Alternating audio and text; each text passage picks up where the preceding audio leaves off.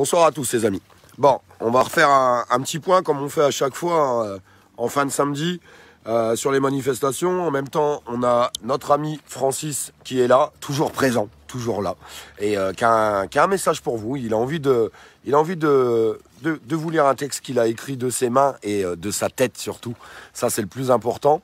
J'en profite en même temps quand même pour saluer nos amis belges qui sont là, qui ont traversé la France pour être avec nous aujourd'hui.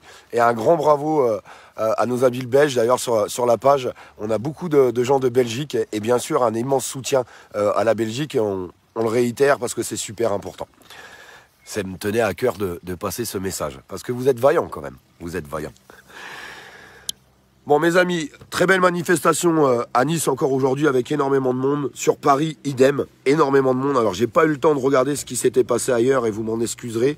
J'ai vu qu'il y avait quand même des reprises de ronds-points, qu'il y avait des actions qui avaient été faites, qu'il y avait vraiment énormément de choses qui avaient été faites au cours de cette journée. Je pense qu'on en a tous besoin. On a besoin de cette fraternité, cette unité pour pouvoir avancer. Mais j'étais impressionné par le nombre de manifestants à Paris et encore plus encore à Nice. Ils sont vaillants. Ils iront jusqu'au bout et je suis sûr que d'autres villes de France, je ne vais pas les citer parce que j'ai pas eu le temps de regarder. Désolé, j'ai le nez qui coule un peu. Je suis un petit peu enrhumé, ça arrive. Mais je pense que c'est important d'avancer dans ce sens-là. On en reparlera de tout ça un petit peu ensemble. On va vraiment se concentrer ce live parce que Francis a écrit quelque chose, je pense, avec son cœur comme d'habitude, avec sa tête, mais surtout avec son cœur. Francis qui est devenu... j'ai pas de honte à le dire, un membre de la famille quand même aujourd'hui. Faut savoir être honnête, que ça plaise ou que ça plaise pas, ça c'est pas grave. Moi, ça me plaît à moi, c'est le principal. Et j'ai vraiment rencontré quelqu'un de sincère et quelqu'un de cœur. Et si tout le monde était comme ça, notre monde irait mieux. Ça, j'en suis persuadé. Donc, on va l'écouter. Je vous demande de partager un maximum ce live, s'il vous plaît, pour que ça puisse se diffuser. Je vous fais confiance. Je sais que vous êtes capable de faire tout ça. Bonsoir, mon Francis. Bonsoir, mes amis. Comment tu vas ? Moi, j'ai été bouleversé par la manif d'aujourd'hui. Et du coup, ça m'a inspiré l'envie de dire des choses et de les dire de manière plus paisible et plus calme que lorsqu'on est en manif avec un porte-voix, tu vois. Bien sûr. Faut parler fort pour que tout le monde entende, etc. Et puis là, malheureusement, on est obligé de parler de fort parce que j'ai oublié de prendre le micro. Je suis désolé, mon Francis. C'est pour que les gens t'entendent, c'est important. Demande-leur si quand je parle comme ça suffit. Parce qu'en fait, j'ai vraiment pas envie de... Alors, s'il vous plaît, mes amis, alors je sais qu'il y a à peu près 20 secondes de décalage pour avoir les retours messages. Est-ce que quand Francis parle, vous l'entendez correctement ou est-ce que vous avez besoin qu'il parle plus fort ?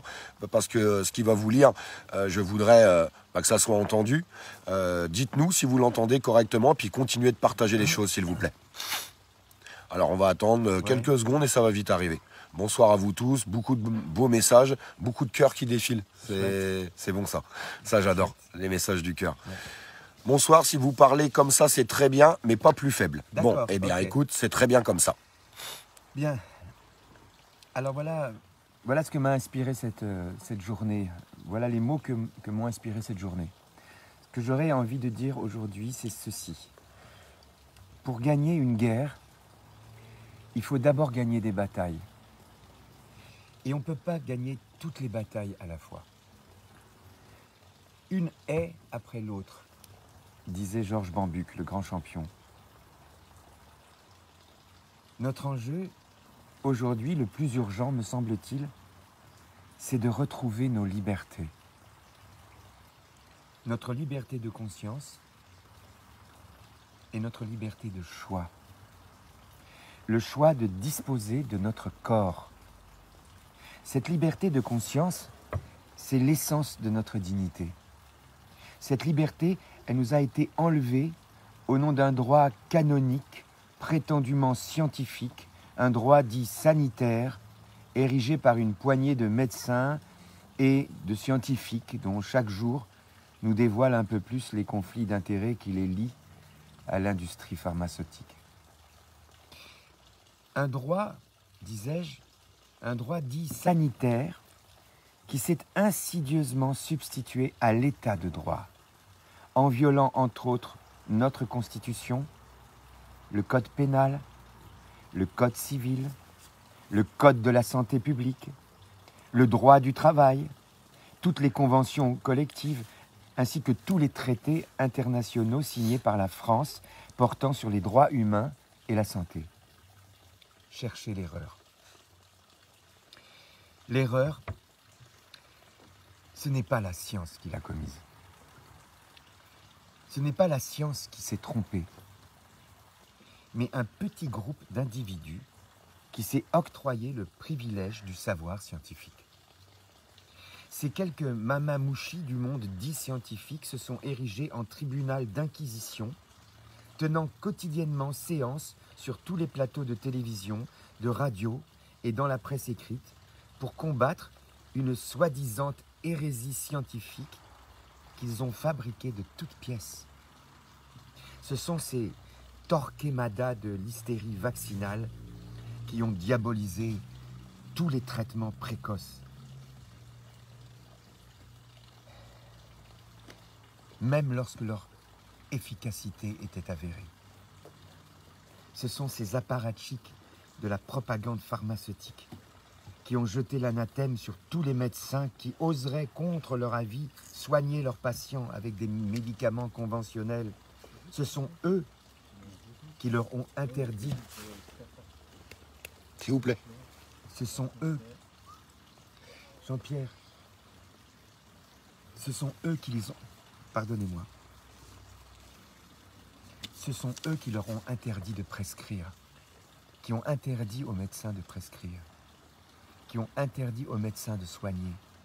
Ce sont eux qui ont exigé, au nom du principe de précaution, l'interdiction de médicaments qui avaient fait leurs preuves depuis des décennies. Et ce sont eux qui, au nom du même principe de précaution, ont décidé, à contrario, d'imposer aux citoyennes et aux citoyens des produits encore en phase expérimentale.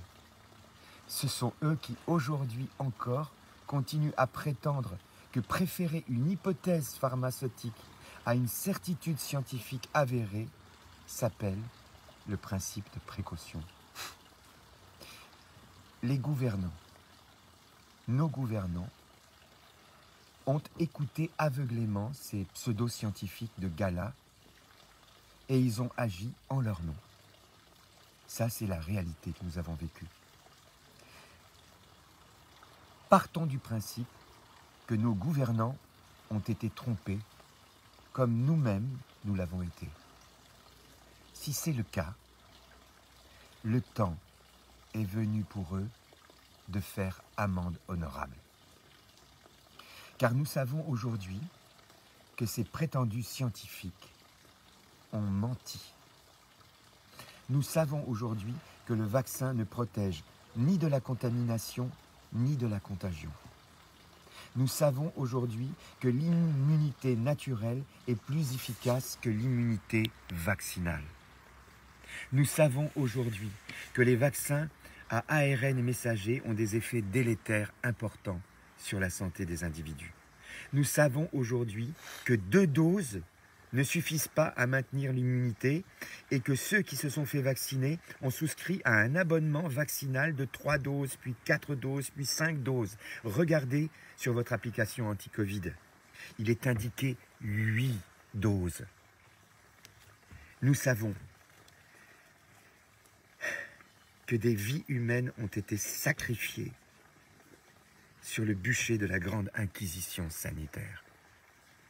Nous voyons que la Suède, la Norvège, le Danemark, l'Angleterre ont supprimé toutes les mesures coercitives de restriction sociale. La Norvège a même rétrogradé la dangerosité de la Covid-19 au même niveau que le virus de la grippe. Depuis le début de cette tragédie, on a cessé de justifier les mesures qui nous étaient imposées par le fait qu'elles étaient les mêmes pour le reste du monde. Sur la base du même principe, au nom de quoi le peuple de France devrait-il accepter d'avoir moins de liberté que les Scandinaves et les Anglais? Au nom de quoi? Au nom de qui? Pour toutes ces raisons, et pour bien d'autres raisons encore, il est temps que tout cela cesse. Les sénatrices et sénateurs de France l'ont compris. et ont fait honneur à leur pays en refusant cette semaine l'amendement proposé honteusement par les sénateurs dits socialistes qui voulaient imposer l'inoculation obligatoire. Ceux qui s'obstinent encore à vouloir imposer un pass sanitaire et la vaccination obligatoire doivent savoir que s'ils s'obstinent aujourd'hui dans l'erreur, cette erreur deviendra une faute. Une faute dont ils devront nous rendre compte. Car au vu de ce que nous savons aujourd'hui, de deux choses l'une. Soit ils ont été trompés, soit ils nous ont trompés. Et s'ils nous ont trompés, ils devront en répondre devant la justice de notre pays. Nous sommes dans un pays de présomption d'innocence. Accordons-leur encore le bénéfice du doute et mettons-les en demeure de reconnaître leur erreur, leurs erreurs. Le temps de la liberté recouvrée est venu. Et pourtant, cette liberté nous est toujours refusée. Au nom de quoi? Au nom de qui? Devant tant d'erreurs, de mensonges, de contradictions, le peuple a le droit de questionner ceux qu'il a élus pour garantir sa sécurité et ses libertés. Au lieu de créer un observatoire du complotisme, le gouvernement aurait été mieux inspiré de créer, comme nous le demandons depuis des mois, une commission indépendante d'experts reconnus mondialement pour apporter un regard de vérité sur ces 20 mois de crise. Au lieu de chercher la vérité sans laquelle il ne peut y avoir de confiance, le gouvernement préfère accabler ceux qu'il questionne. Il préfère les accuser, les calomnier, les diffamer, les censurer. Or, sans la confiance du peuple, les gouvernants n'ont pas de légitimité. Pourquoi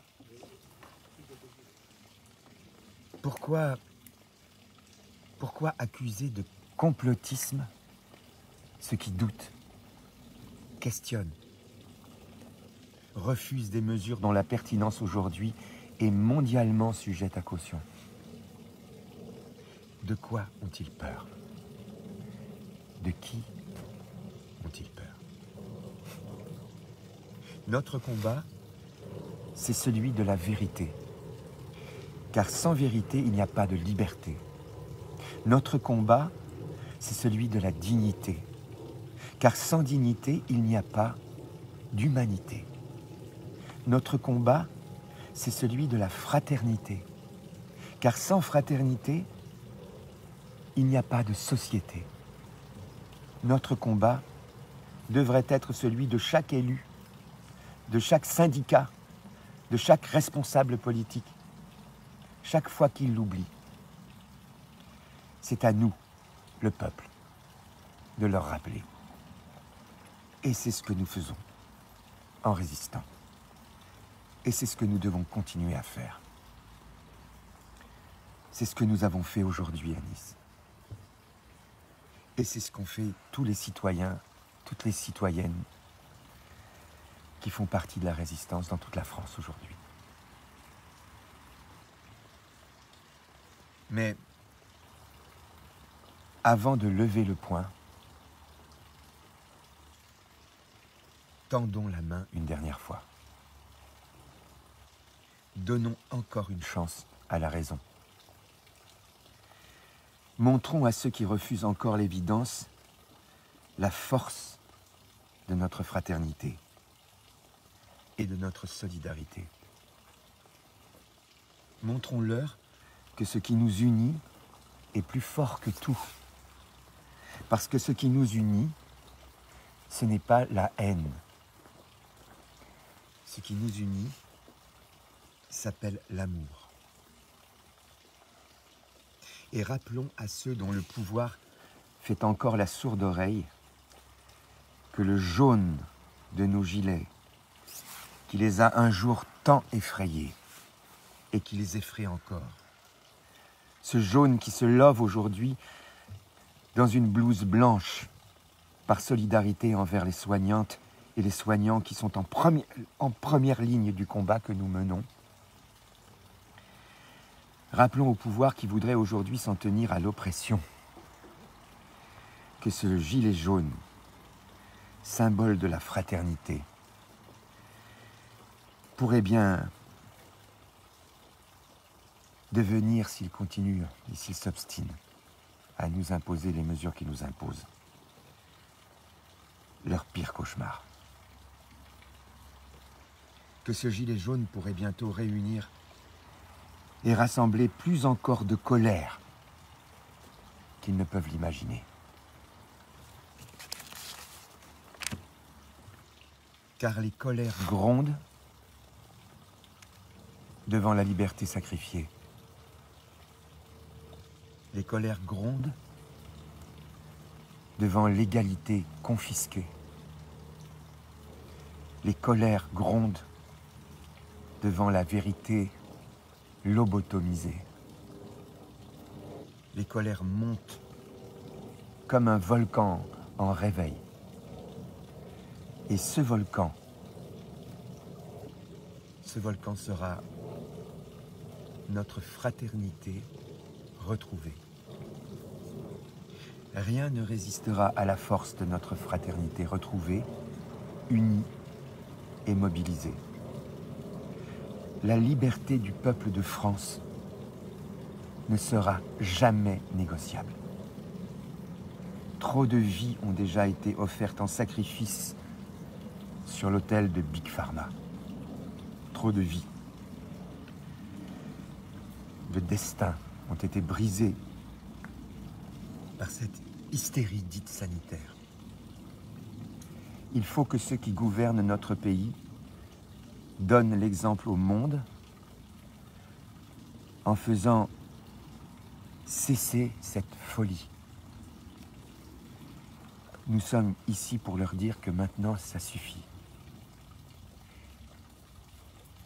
Et ce que je viens de dire doit être pris très sérieusement par ceux qui nous gouvernent comme une ultime tentative de conciliation, une ultime mise en demeure de respecter le droit et les libertés fondamentales de notre pays.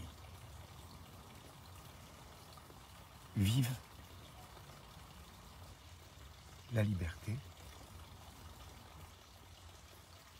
vive l'égalité, vive la fraternité. Donc, vive la France.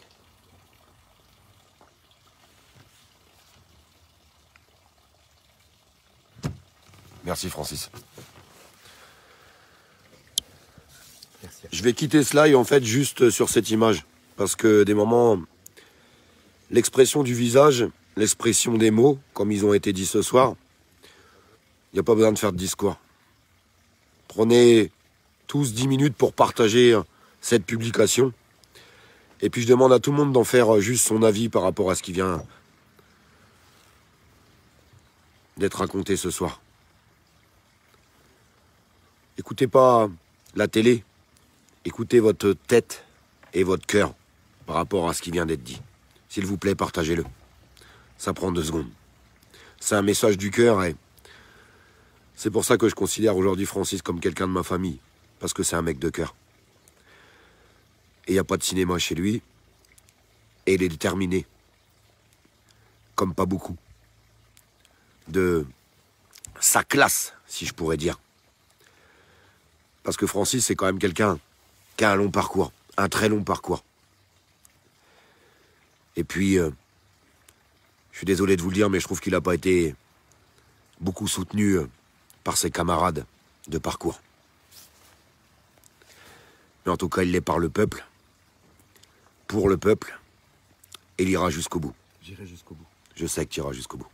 Je vous embrasse.